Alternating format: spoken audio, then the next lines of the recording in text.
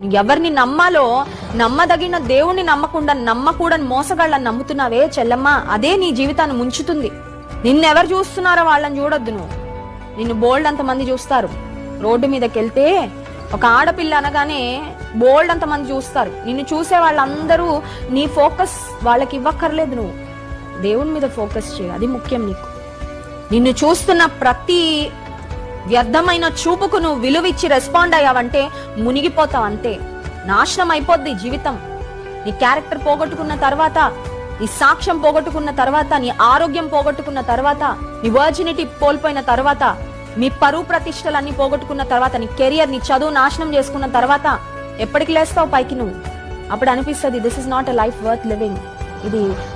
ఈ జీవితం బతకాలనిపించట్లేదండి అనిపిస్తుంది. అవును, ఆ దౌర్భాగ్య స్థితి రాకముందే, ఆ స్థితి రాకముందే మేల్కో.